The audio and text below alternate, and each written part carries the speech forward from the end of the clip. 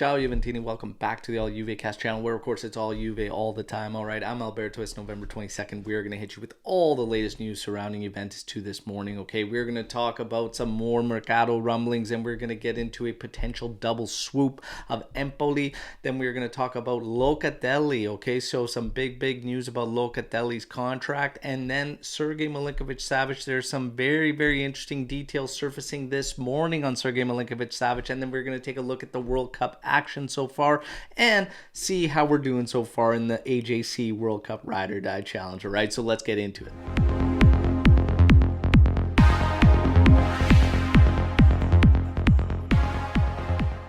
All right, Juventini, friendly reminder, like the video and, of course, subscribe to the channel. All right, now let's get to the news. Rovella and Ranocchia, there are reports surfacing that the two of them could be involved in the first team next season, especially if Paredes and McKennie both end up not being with Juventus next season. To be honest, I don't think Ranocchia is going to get in there just quite yet, but Rovella, I fully expect to be integrated into next season team. All right, so again, we'll have eyes. Ranocchia has been doing fantastic though, so again, very promising, and this Juve next gen set of players continues to do well for themselves and essentially leave us almost in a scenario where they cannot be ignored, which is exactly what you want to see. All right, so positive stuff there.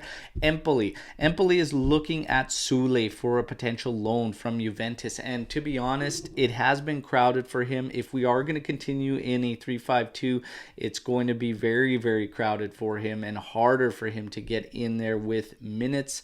He's just not going to be the guy, I think, to replace Quadrado or offer him an alternative.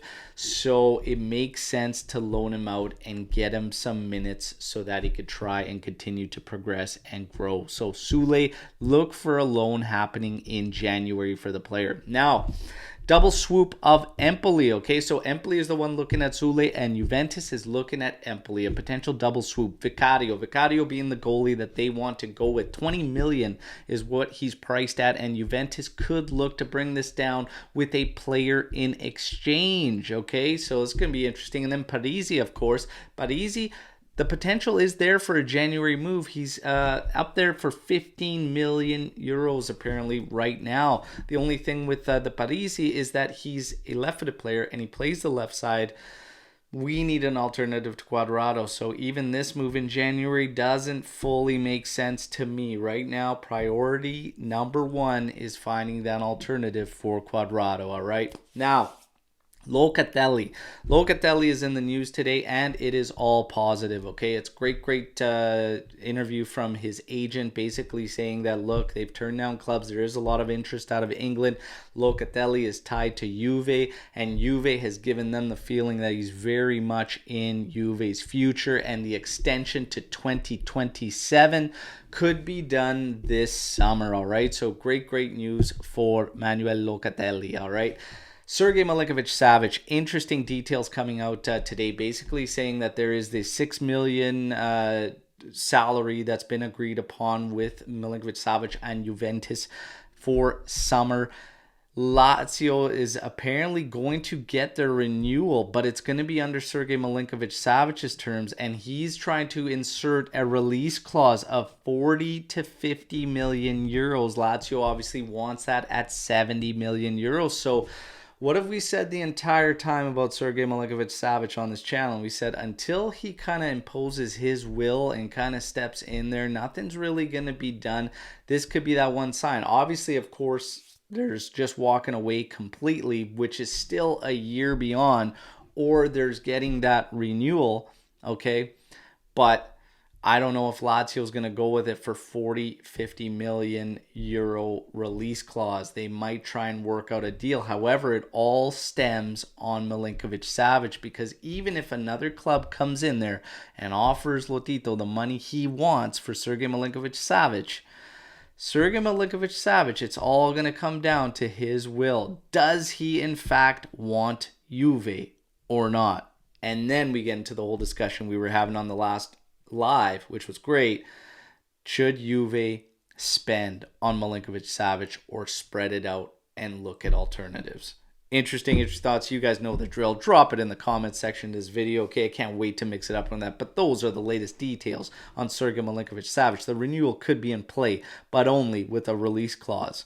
So there you have it. Now let's look at some World Cup action. Okay, obviously we have the All Juve Cast World Cup Ride or Die Challenge, and yesterday saw Anthony end up in the lead so far in the group standings for points, and that's after England absolutely destroying their competition, okay, winning big and putting him in a lead with goal differential. Okay, Weston McKennie is the Juve player that took to the pitch yesterday for United States, and his performance still leaving a lot to be desired. Okay, 6.4 rating for Weston McKennie. He was subbed off in the 66th minute. He had 42 touches, a 69% pass percentage, no key passes, no key stats, and lost possession 10 times. So he's going to want to bounce back and continue to do better. So not a promising start for Weston McKennie. Hopefully he gets it going, okay? Now, today, obviously, shock victory for Saudi Arabia against Argentina, winning 2-1. So Lou sees himself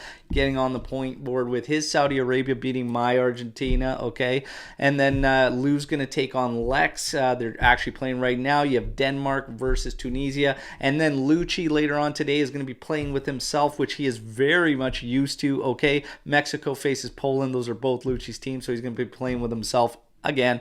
Lou then will see his France side take on Luca's Australia. Okay, now as far as the players involved in the Argentina match, we saw Di Maria play. He was in there for the full 90 at a 6.9 rating. He had 2 key passes and had 1 shot on target. That's about it for Di Maria. Paredes was in there, and he was subbed off in the 59th minute. He had 69 touches and 1 key pass. Not a whole lot, 93% pass percentage, but again, only 1 key pass coming out of it. So that's the stats so far on those Juventini. And now we have Tech and Milik potentially going to play for Poland, obviously, when they take on Mexico. And then Rabiot with France against Australia. All right, that's your news break, everybody. Like the video. Of course, subscribe, but drop all your comments, questions, thoughts, opinions, everything you might have about World Cup even, but Juventus latest news in the comments section, and let's mix it up, and I'll be back tomorrow, all right? Fino alla fine, forza Juve, ciao tutti.